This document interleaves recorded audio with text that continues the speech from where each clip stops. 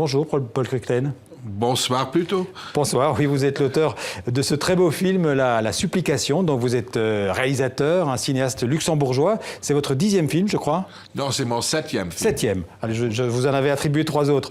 Alors ce film, c'est l'adaptation du livre du même nom, La Supplication, donc écrit en 1997 par la Biélorusse Svetlana Alexievitch, qui a été prix Nobel de littérature l'année dernière, en 2015, et notamment pour ce livre, considéré comme un chef-d'œuvre, un choc, un livre indispensable, exceptionnel. Alors, pour vous aussi, la lecture de ce livre a été le choc qui a suscité le film? C'est le choc qui a tout déclenché. Moi, j'avais entendu parler sur le livre à la télévision, et le lendemain, je me suis précipité. J'ai acheté tout de suite le livre, je l'ai lu d'une seule traite, et je me suis dit, je vais en faire un film. Mais je ne savais pas encore comment. J'ai attendu 10 ans avant de savoir comment pour le réaliser. Alors, avant de parler de votre film, qui sort en France mercredi, je le rappelle, je vous propose d'abord de regarder ensemble la bande-annonce du film. J'ignore comment j'ai pu revivre. Je l'ai voulu. Ma fille avait 6 ans. Elle me murmure à l'oreille « Papa, je veux vivre ». Ça n'a pas de sens. C'est pourquoi il ne faut pas écrire, mais prendre des notes. Ce qui m'a rendu à la vie, notre fils. Il est malade depuis longtemps. Quand il me voit, il me demande « Où est papa Micha ?» Il l'attend. Alors nous l'attendrons ensemble. Je réciterai ma supplication pour Tchernobyl. Et lui, il regardera le monde avec des yeux d'enfant.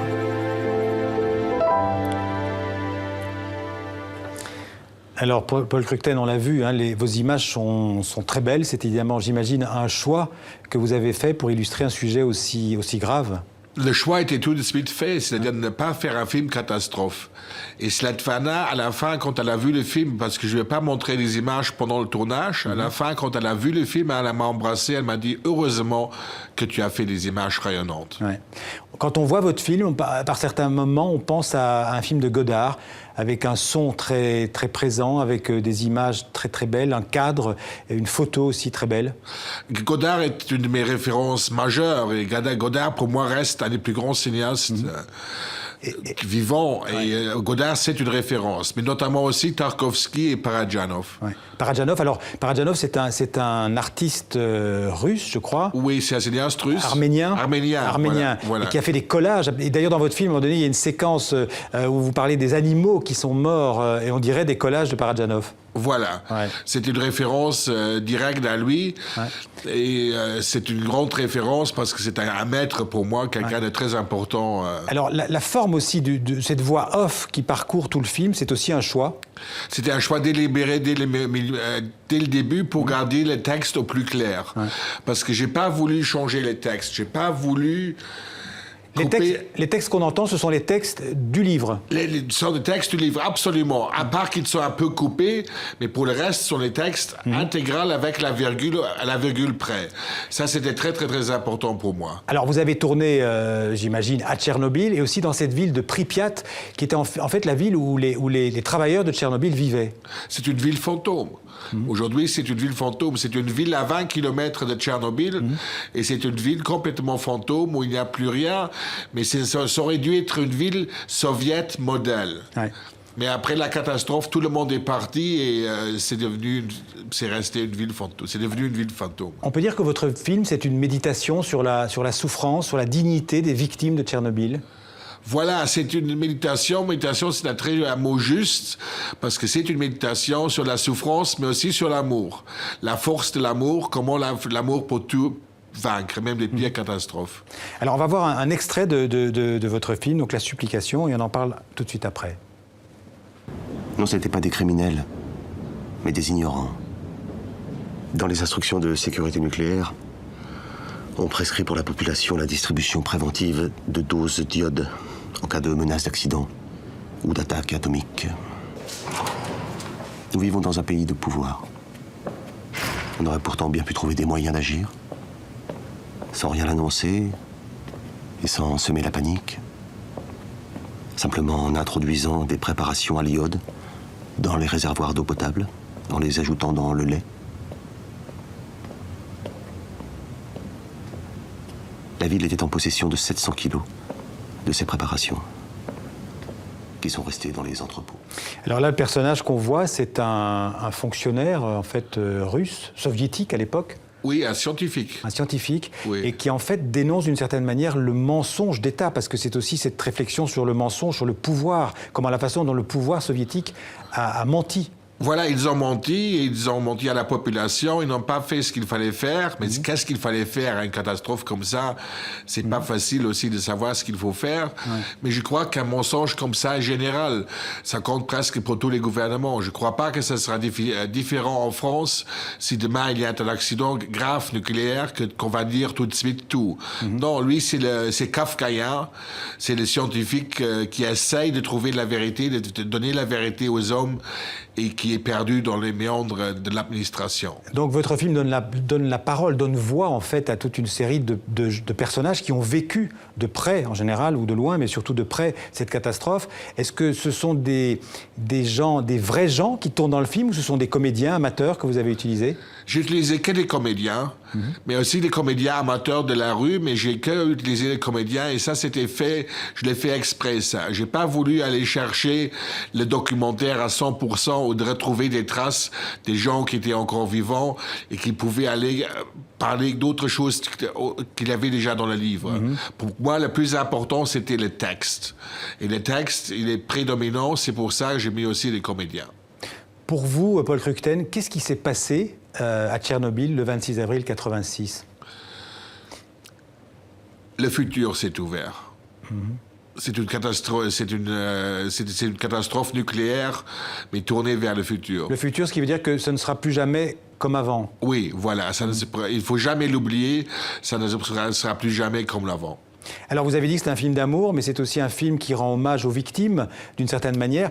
Et le drame, si on peut dire, c'est qu'on ne connaît toujours pas le nombre exact des victimes de la catastrophe de Tchernobyl. Oui, mais je crois que personne ne les connaît parce que les radiations étaient tellement fortes qu'ils ont traversé les nuages radiographiques. On voit on vient de voir l'image, ceux qu'on appelait les liquidateurs. Voilà. Ouais. On ne sait pas exactement combien de liquidateurs ils ont envoyés.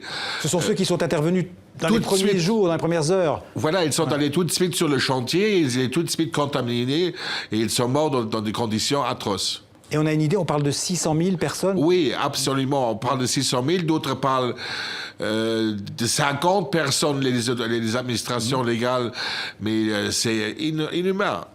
Alors votre film aussi évoque entre les lignes, je dirais, entre les images, le nombre de cancers, les leucémies, les fausses couches, les avortements, toutes les conséquences encore aujourd'hui de cette catastrophe. Absolument, c'est absolument inhumain, quoi. Et on ne peut pas le mesurer. L'ampleur de la catastrophe, on ne peut pas le mesurer. Et Svetlana a écrit quelque chose de très, très beau. À la préface du livre, elle écrit « Quand j'ai écrit ce livre, je n'avais pas le pressentiment d'écrire le passé ni le présent, mais j'avais l'impression de notifier le futur. » Ouais. Alors j'en reviens à ces images quand même qu'on a vues tout à l'heure. Elles ont un côté, je dirais, presque surnaturel, hypnotique, j'ai presque envie de dire irradiant, sans mauvais jeu de mots. On est pris par l'image. Mais oui, il fallait être pris par la parole et aussi par l'image. Et si l'image aurait fait double sens, c'est-à-dire si j'aurais mis des images atroces avec des enfants handicapés, avec des... On n'en voit aucun dans votre film. Non. J'ai surtout pas voulu faire ça. C'est pour ça que le mot que vous avez utilisé me va très bien. C'est une méditation sur la vie et la mort. Où en est Tchernobyl? Vous l'avez vu pour le tournage. Oui. Où en est Tchernobyl 30 ans après? Est-ce que la vie a repris ses droits, comme on dit? Non, la vie n'a pas repris ses droits, la vie a changé. Il y a très peu de gens qui habitent là, il y a des gens qui travaillent sur le chantier pour faire de nouveaux sarcophages, mais c'est une nouvelle vie qui s'est installée. On ne peut pas parler que c'est une vie quotidienne, quoi. Alors, ce qui s'est passé à Tchernobyl, c'est d'une certaine manière l'histoire d'un crime d'État, une tragédie qui est à la fois intime, très intime, on le voit comme ces gens ont souffert, c'est très bien exprimé évidemment dans votre livre, mais aussi un crime collectif. Mais oui, c'est un crime collectif. C'était le crime collectif du communisme. C'est-à-dire de faire une ville soviète modèle avec les réacteurs modèles. Et ça n'a pas marché. Et c'est ça aussi que Svetlana accuse dans son livre. Alors on sait qu'en ce moment, les Russes, aidés par d'autres pays occidentaux, sont en train de construire un immense nouveau sarcophage qui en principe, devrait tenir le coup pendant un siècle, je crois. Qu'est-ce que vous pensez de ce sarcophage? C'est une solution à court terme? Mais je ne crois pas que c'est une solution, mais je ne suis pas scientifique non plus pour répondre à cette question, quoi. Bon, en tout cas, j'encourage tous les gens qui nous regardent. Je rappelle que ce film va sortir mercredi en France. J'imagine qu'après, on pourra le voir, on pourra le trouver en DVD. En tout cas, de voir ce film et aussi d'en profiter pour lire le livre de Svetlana. Merci beaucoup. Merci en tout cas d'être venu. J'encourage les gens aussi d'aller au cinéma. Bien sûr, pour voir ce très beau film. Merci beaucoup, Paul Ruchten, d'être venu en parler sur notre plateau. Merci.